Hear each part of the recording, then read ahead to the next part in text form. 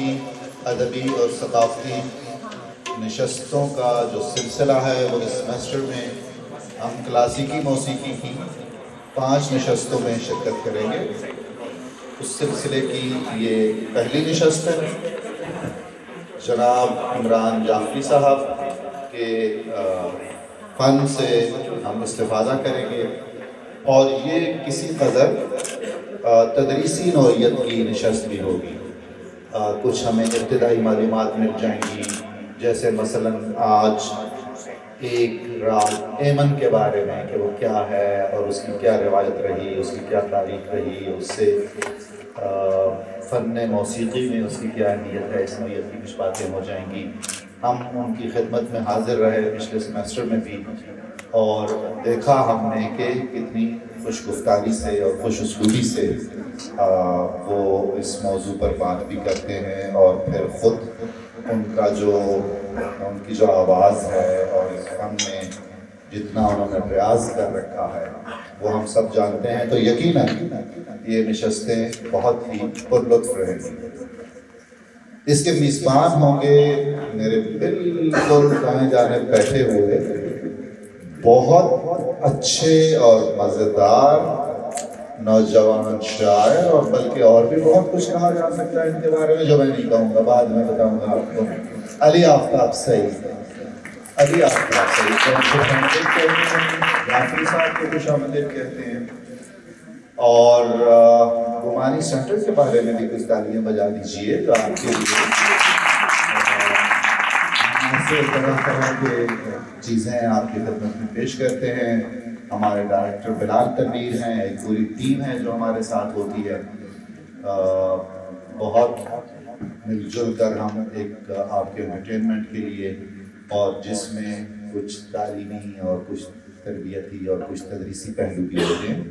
तो मैं फ़ौरन अली आफ्ताब सईद को माइक देता हूँ कि वो आपसे गुफ्तगू शुरू करें। बहुत शुक्रिया आप सबका।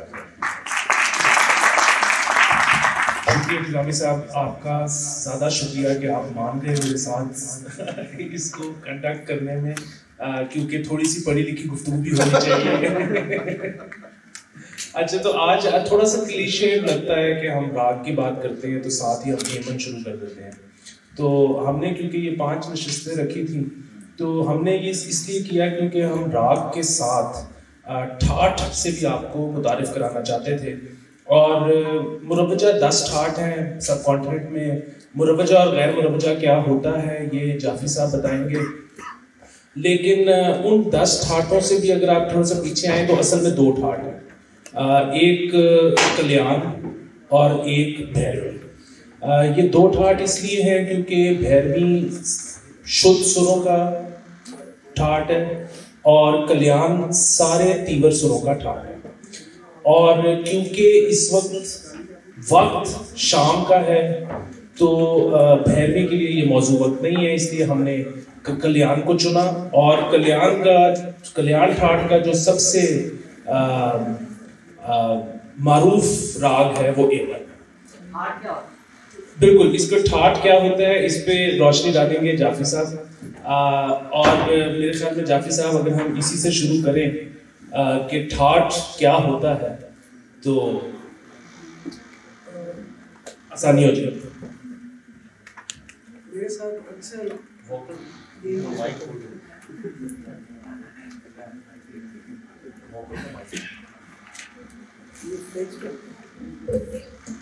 निकाल सकते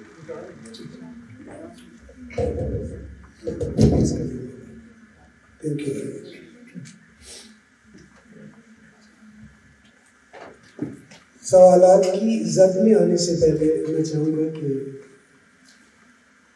ठाठ क्या होता है इस पर थोड़ी सी बातचीत की जाए, इस पर थोड़ा सा इस पर नज़रसानी नहीं की जाए। कुछ चीज़ें ऐसी होती हैं जिनके मुतालिक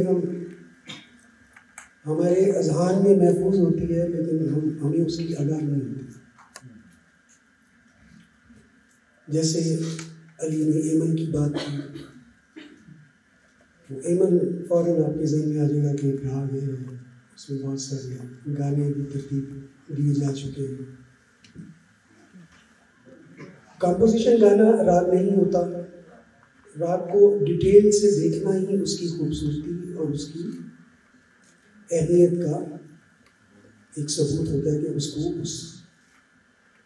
उस राग में मौजूद जो तासुर है उसको किस तरह से अपनी इम्प्रोवाइजेशन के बलबूते पर, अपनी रियाजत के बलबूते पर, अपने अंदर रियाजत की सच्चाई को मलहूज़ खातिर रखते हुए, असातिज़ा की तालीम और तरबियत को मलहूज़ खातिर रखते हुए और सुनने वालों के कान में मौजूद ट्यून की जो एक एक्चुअलिटी है जो नेचर ने प्रोवाइड की थी उसको किस तरह से सैराब कर सकते हैं। सो गुजारिश है कि ठाठ एक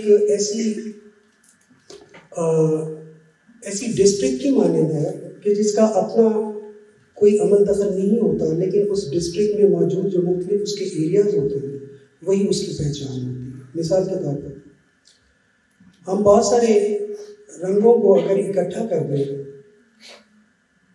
तो उनमें से हम किसी एक रंग को पहचानने में थोड़ी सी हो सकता है गलती करें, तो हम उन मुख्तलिफ कलर्स को उनके मुनासिबत के साथ एक जगह बॉक्सेस में कर देना, उनको किसी जगह तरतीब कर देना, इसी को ठाठ कहा जाता है।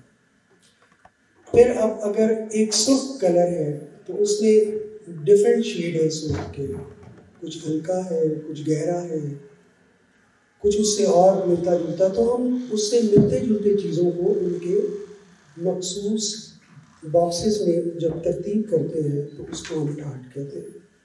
ठाठ की सबसे बेहतरीन जो पहचान है कि ठाठ एक फिक्स्ड ऑक्टेव जिसमें 12 सुरों का इस्तेमाल किया जाता है। 12 से मुराद ये है कि मेरे सामने हारमोनियम में आप लोगों की शुरीद में वो चीज़ है कि खरज और पंचम ये नाकाबिल तकसीम नोट्स होते हैं।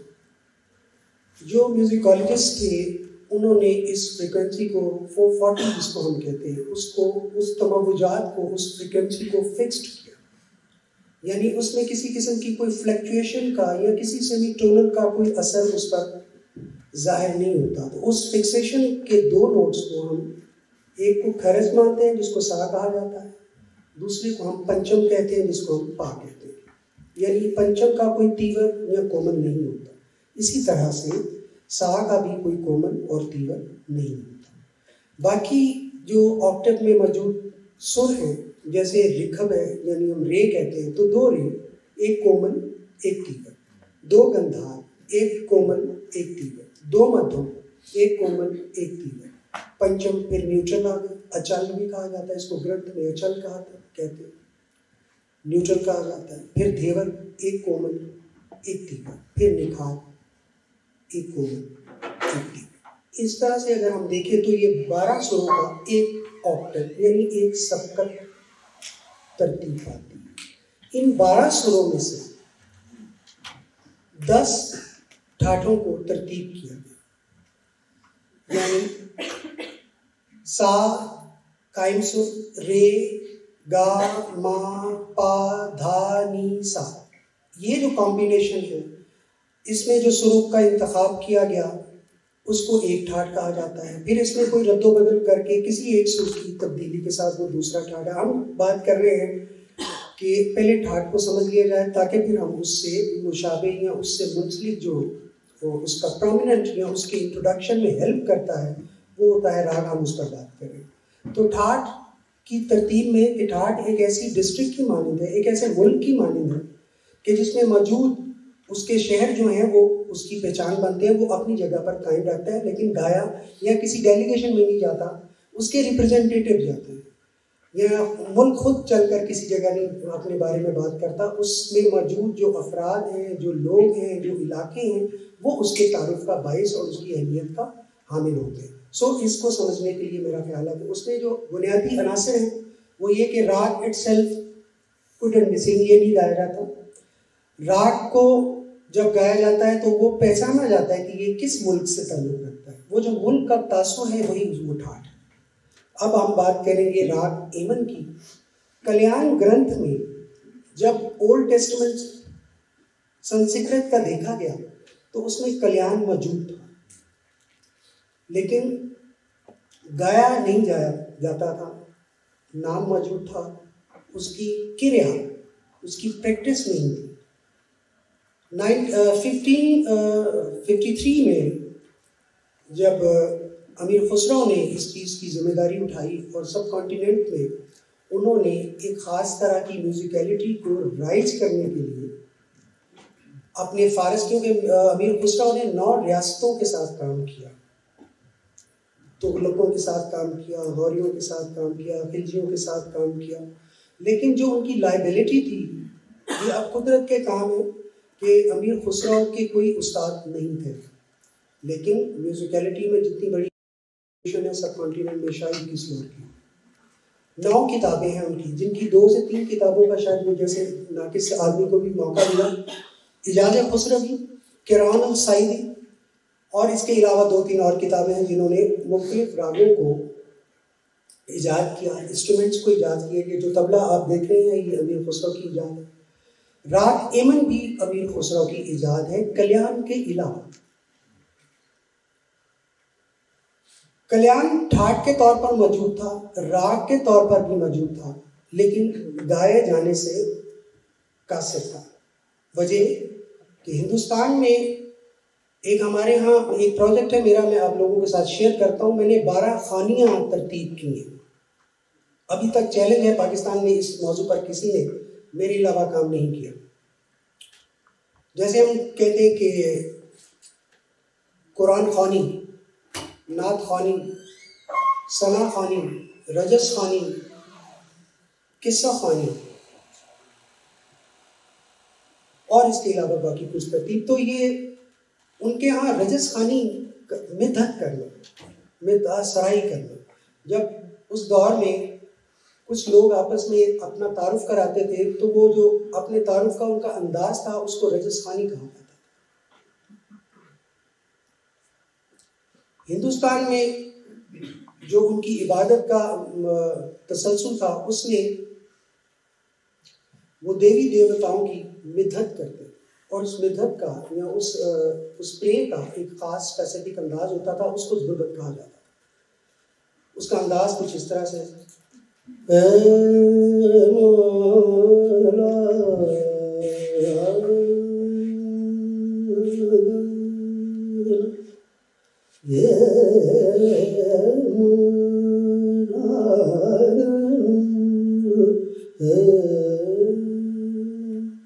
इसमें मखसूस तालें थी, जब ताल में और एक आध और ताल में गाया जाता था। अमीर खुसरो ने जब रागों को मुतारफ कराया तो उसमें ख्याल का इजहार किया। ख्याल क्या होता है? तो कल्याण को उन्होंने उनमें एक सुर का को चेंज किया। कल्याण सारे गा मा पा धा नी सा, उसमें जो मध्यम का नोट था उसको उन्होंने तीवर कर दिया। तीवर से मुराद होता है चढ़ा हुआ, जैसे अबरू यूं हम करें किसी, आप नेचर से ही सारी चीज़ों को अखज़ किया जाता है। जब भी आप किसी अजीब सी चीज़ को देखते हैं तो आपका ये अबरू चढ़ता है, क्या ये एक्सप्रेशन है। कल्याण के इस अबरू चढ़ने को अमीर खुसरो ने जब इख्तरा में लाए तो वो एमन तरतीब आया। एमन के सब सुर शुद्ध हैं सिवाय मध्यम के। मध्यम तीवर अपनी बेचैनी का इजहार करता है। मैंने 2 दिन पहले जब मुझे बिलाल साहब ने जो डिज़ाइन किया था इस प्रोग्राम को जिस तस्वीरी शक्ल में, तो उसमें उन्होंने एक कलर यूज़ किया पर्पल। मुझे बड़ी हैरानी हुई कि ऑलमोस्ट इतना क्रिएटिवली चीज़ों को नहीं देखा जाता, क्योंकि ज़िंदगी और ज़माना और ये जो दुनिया है, कायनात, ये रंगों से ही तरतीब में है। तो पर्पल कलर एमन से इस तरह से मैच्ड है, इस तरह से मुत्तफिक है, इस तरह से हम आहंगी में है कि मैं बयान नहीं कर सकता, क्योंकि हमारी अवेयरनेस के लेवल वो नहीं है। अकेडमीज़ में ये मैं बहुत शुक्रिया अदा करता हूँ मोइन निज़ामी साहब का, बिलाल साहब का, अली आफ्ताब साहब का, कि उन्होंने इस तरह की अवेयरनेस के प्रोग्राम्स को तरतीब किया। खुशी मुझे इस बात की है कि राग एमन एक इंतज़ार है जिसमें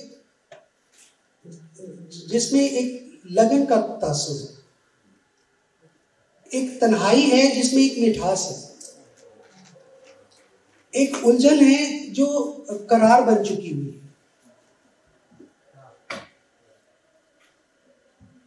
इंसान के वजूद में मौजूद कैफियत की इस तराबी का सबसे बेहतरीन इजहार ईमान। इससे बढ़कर शायद मैं इसको डिफाइन ना कर सकूं। अब ठाठ चुके बड़ी मखसूस सी तारीफ का हामिल था, वो मैं उस पर बात कर चुका। और ईमान के मुतालिक मैंने बात की कि ये ऐसा इंतज़ार है जो बंदा जो फितरत करना चाहती है। मैंने गुजारिश की थी लास्ट प्रोग्राम में कि ठुमरी और ख्याल में फ़र्क ये होता है कि ख्याल में ऑब्जेक्ट जो है वो हिडन होता है, ठुमरी में ऑब्जेक्ट जो है वो जाहिर होता है। उससे आप लाड कर सकते हैं, काना मुझे छेड़ो ना, काना ए गरबा लगा दो मुझे, मतलब उसमें एक फिजिकल मूवमेंट आप देख सकते हैं। ख्याल में फिजिकल टच एंड मूवमेंट नहीं होती। ये एक ऐसा ख्याल है कि इसको राग में मौजूद मुंतखब सुरों के कैनवस पर आपने अपने इदराक, अपने वजदान, अपनी तरबियत, अपनी रियाजत की सच्चाई के बलबूते पर उसको पेंट करना है। Now we are going to perform and more discussion on raga. में माइक देता हूँ जनाब अली आफ्ताब साहब, प्लीज।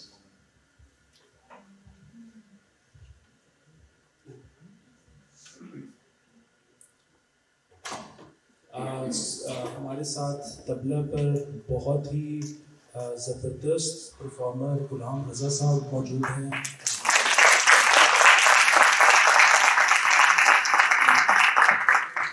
जिन लोगों ने पिछली नशिस्त अटेंड की थी वो तो ऑलरेडी इनके फ़ैन होंगे, जो आज पहली दफ़ा आए हैं वो भी तैयार हो जाए गर्मीदा होने के लिए। जाफी साहब, एक सवाल जी कि क्या ठाठ के वादी संवादी होते हैं? बहुत शुक्रिया अली आफ्ताब साहब। मैंने गुजारिश की कि राग ठाठ अगर गाया नहीं जाता तो वादी संवादी का सवाल नहीं है।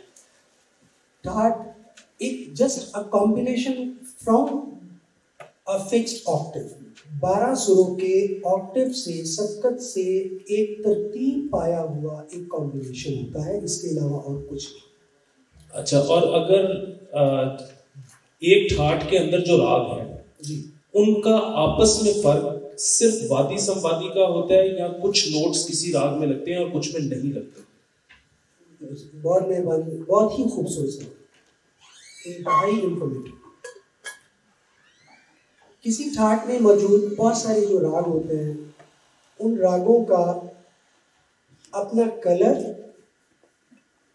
अपना तासुर और अपनी किरण, यानी उसमें जो एक किरण है वो उसके वादी संवादी की मरहूम में मिलती है। एक ठाठ में मौजूद जितने भी राग हैं वो अपने वादी संवादी अपनी अलग नवीयत के रखते हैं। वादी संवादी भी समझा दें। जी बिल्कुल। मेरा मानना है बिलाल साहब और बाकी तमाम ख़वातीन हज़रात से भी दरख्वास्त है कि दुनिया की सबसे पहली जो तालीम गाह है वो फैमिली इंस्टीट्यूशन। अगर आप फैमिली इंस्टीट्यूशन के इस मुख को, इस खूबसूरत से तारुफ को अगर दुनियावी चीज़ों से हटाकर देखें तो हर घर में एक सरबराह होता है और एक उस सरबराह का मुशावरत करने वाला होता है। मिसाल के तौर पर मैंने देखा अपने घर में कि हम 7 भाई हैं, तो वालिद साहब से सब डर रहे हैं, करते डरते वही थे। तो मुझे ऐसे लगा जैसे मेरे घर के राग के वादी सुर मेरे वालिद साहब, और वो हर बात को मेरे बड़े भाई से डिस्कस करते थे, मुझसे कभी मुझे लिफ्ट नहीं था। तो मैंने देखा कि ये वादी सुर का जो भरम रख सकता है वो उसका बेटा ही हो सकता है। तो हर घर में जो करता धरता हो उसको वादी कहते हैं, और वो जो करता धरता किसी पर मान करे उसको संभाले। ये किसी भी फैमिली के इंस्टीट्यूशन में ऐसा भरम कायम रखना ज़रूरी रहा है, अब भी ज़रूरी है उन लोगों के लिए जिनको इक़दार का पता हो, जिनको रिश्तों का पता हो, जिनको एहसासात का पता हो, जिनको किसी के लिए जीने का कोई एहतमाम आता हो। सो ये राग के तारुफ में उसके वादी और संवादी की तारीफ थी। जी सर। कल्याण के अंदर कुछ राग जो मशहूर हैं उनका बता दें थोड़ी सी। अगर आप आरोही अवरोही हारमोनियम पे कर देंगे तो अंदाजा हो जाएगा वादी संवादी का भी, और एक से दूसरे राग में चलन का क्या फर्क होता है। जी बिल्कुल। यानी अब आप मुझे चाह रहे हैं कि मैं ज़्यादा बातें नहीं करूँ। मुझे ये जो माइक है प्ले स्टेशन इसको बाहर निकाल के ना, इसको सिर्फ मुझे ये माइक मिले।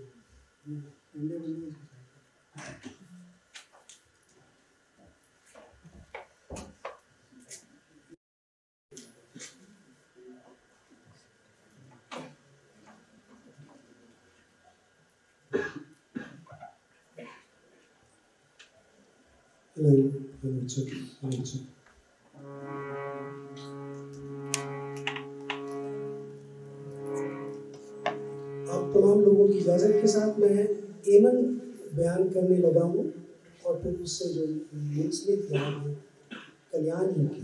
कल्याण ठाट में एक खूबसूरत बात और है जिसका मैं बयान करता चलूँ कि ठाट में जो इस फैमिली का सबसे प्रोमिनेंट राग होता है, ठाट उसी के नाम से। एमन एक राग जरूर है, लेकिन एमन कल्याण है, ये कल्याण का रिप्रेजेंटेटिव राग है। मैं इस पर थोड़ा सा इसकी जो आरोही अवरोही है उस पर बात करते हुए फिर डिफरेंट राग जो कल्याण में मौजूद हैं उनका क्या डिफरेंस है वो आपके सामने बयान करता हूँ तमाम लोगों से इजाज़त के साथ। सर इजाज़त है?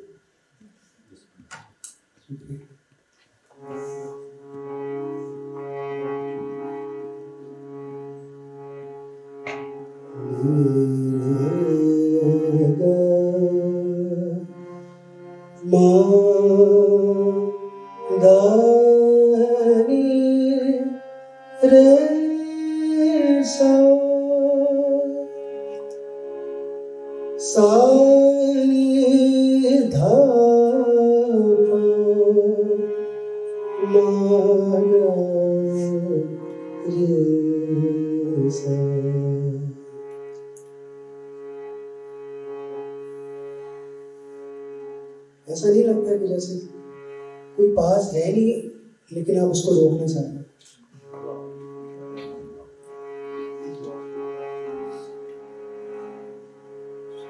एमन के दोबारा से आरोही अवरोही पेश करता हूँ, फिर इसके वादी और समाधि की अहमियत सामने रखूंगा। Ascending descending.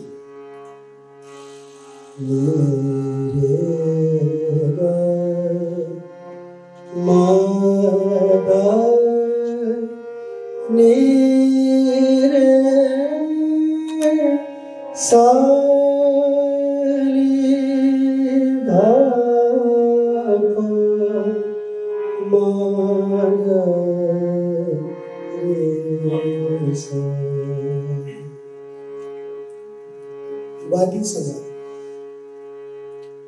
गंधार यानी गा इसका वादी है, नी यानी निखार इसका संवादी। इन दोनों नोट्स के पिलर्स पर पूरा एमन खड़ा है।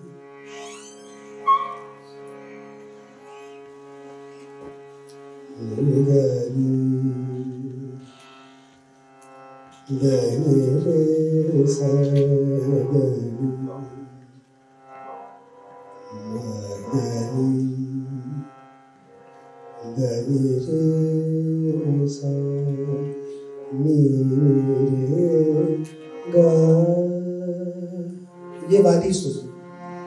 रे गा रे गा रे गा रे सा रे गा गा रे मा गा रे ग रे नि ग रे ग रे मा ग ग म ग पा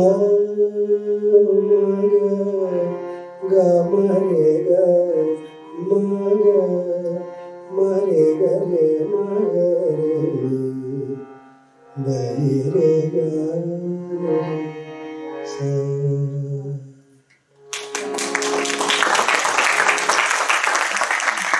राग में मौजूद ख्याल की जो भी अस्थाई हो, उसमें निखार और गंधार का दामन चोली का साथ हर मकाम पर वाज़े नजर आए, बाकी सुरों के इस्तेमाल से उसको वादी संवादी कहा जाता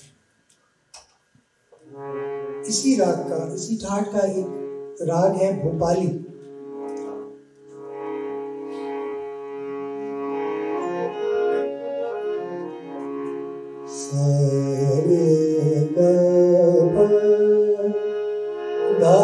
सा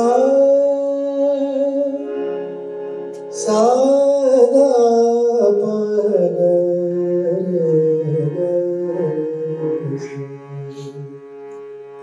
एक थर्ड पर्सपेक्टिव में देखेंगे तो आपको एमन ही नजर आएगा, क्योंकि ये एमन में ही रिकब भी यही इस्तेमाल होता है, गंधार भी यही इस्तेमाल होता है, पंचम भी यही इस्तेमाल होता है, धेवत भी यही इस्तेमाल होता है, निखार इसमें लगता नहीं है।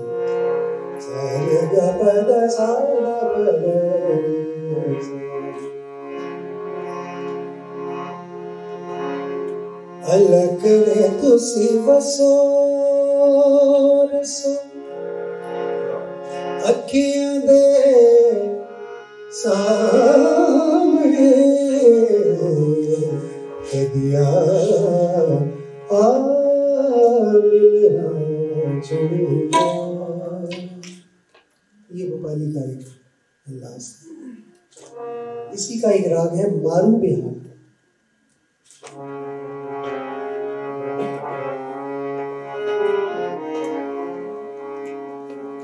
जागू में सारी रहना, तासुर मुख्तलिफ होता जाएगा, ठाठ एक ही। जागू में सारी रहना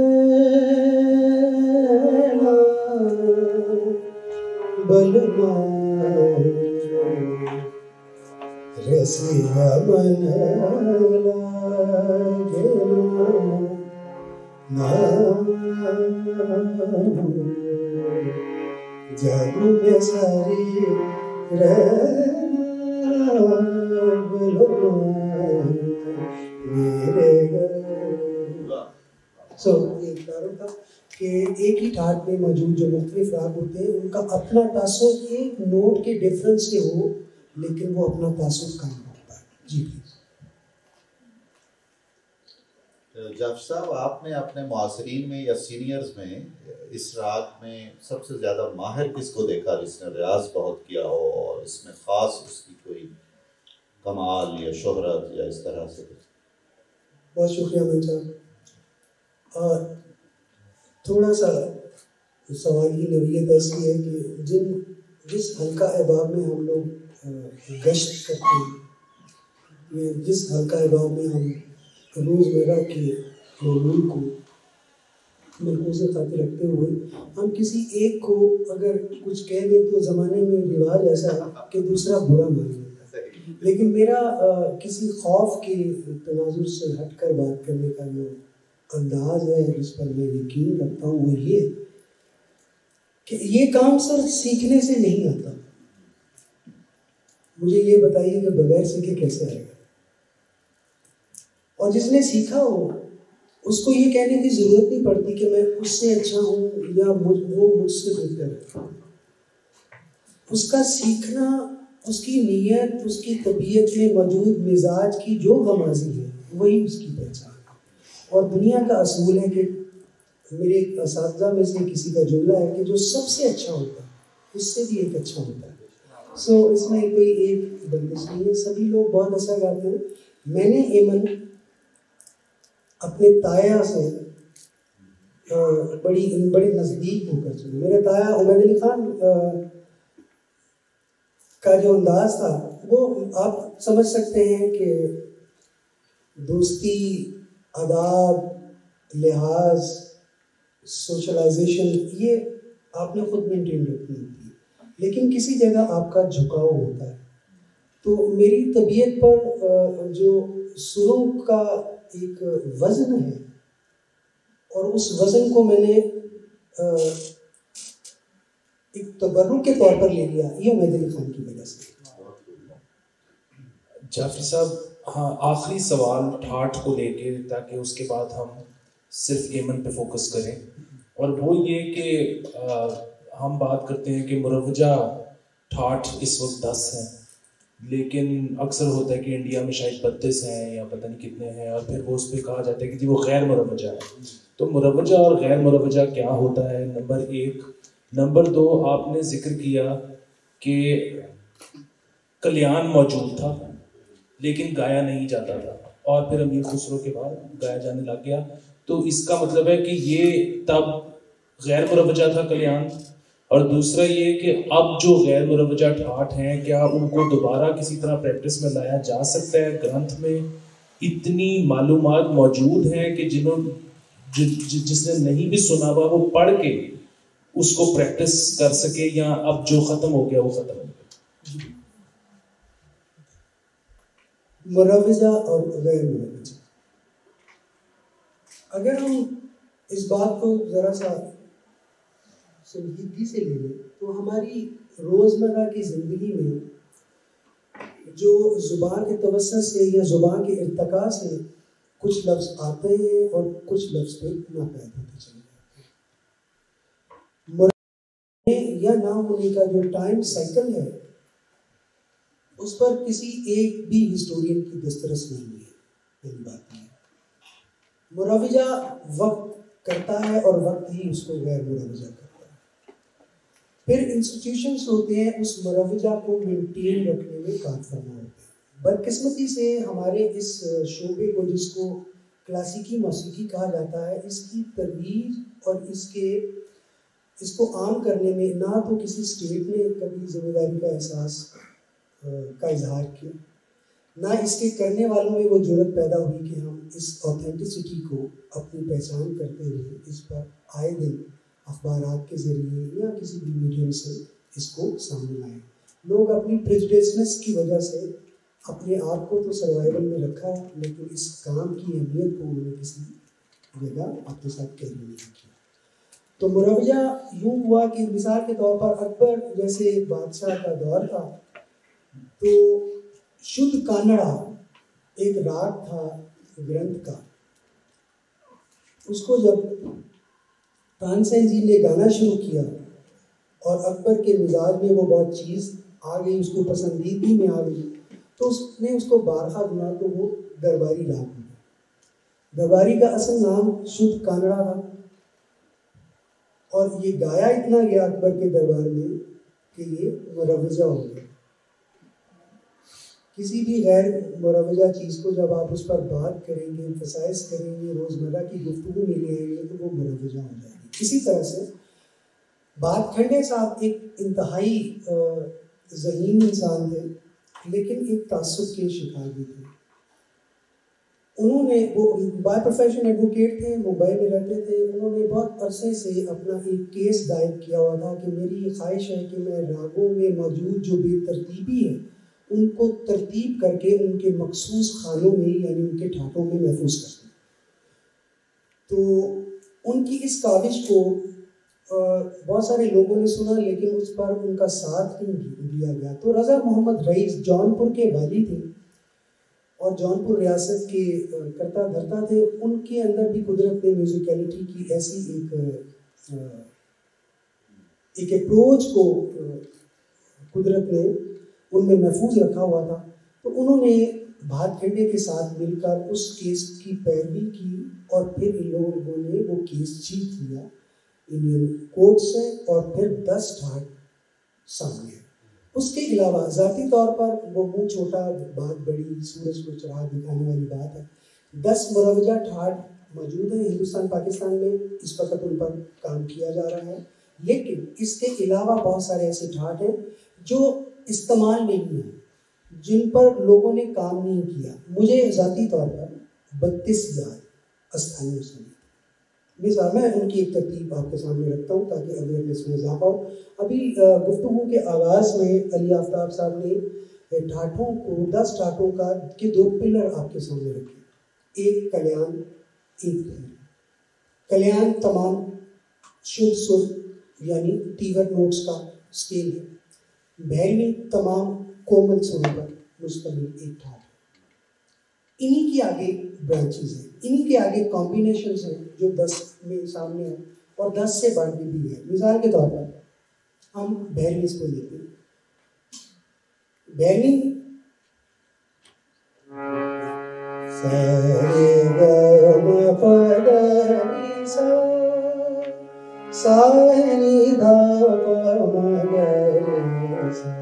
ये भैरवी। अब एक सिर्फ नोट इसका तीवर कर दिया म्यूजिक ऑन दिस वे, सारे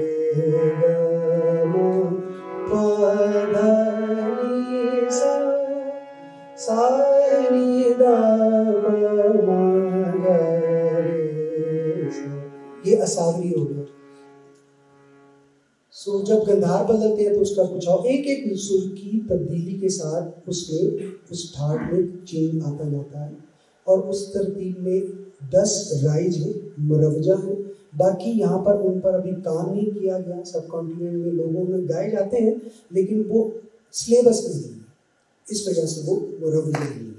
तो गैर मुरवजा तौर पर मैंने जैसे बयान किया कि मुझे शायद हो सकता है इससे ज़्यादा आते हों या मैंने बुजुर्गों से पूछे हों, लेकिन वो यहाँ राइज नहीं है। एक राग है, ठाट है, चारों केशी।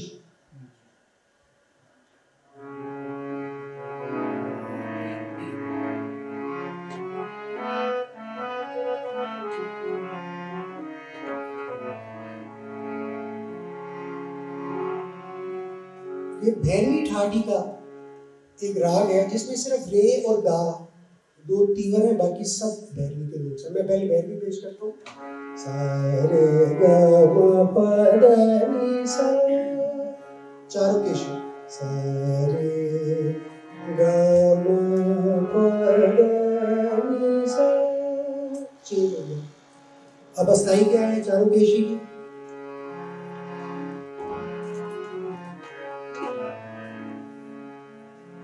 लाज रखो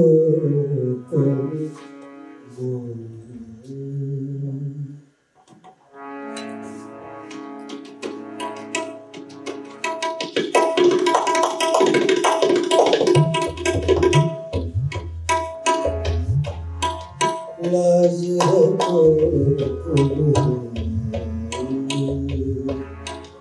लाज रखो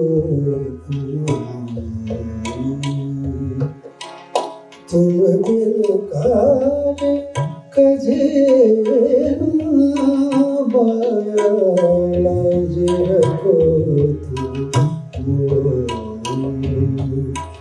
लाज रखो,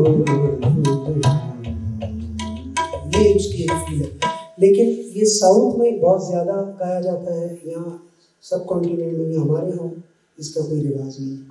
वंशपति है, चारुकेशी है, सलागम है, गानमूर्ति है। इनको इंडियन म्यूजिक डायरेक्टर्स ने इनकी कंपोजिशनों के लिए उन्होंने इस्तेमाल किया, लेकिन ख्याल के तौर पर इसको सामने नहीं लाया गया।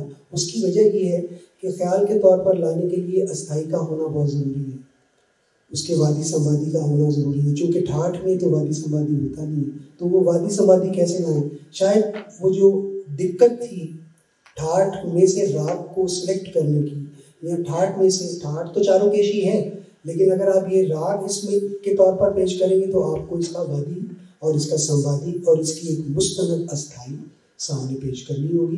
तो इस चीज़ से कासिर रहने की वजह से ये गैर मुरवजा रहा, इस वजह से मुरवजा नहीं हो सकता।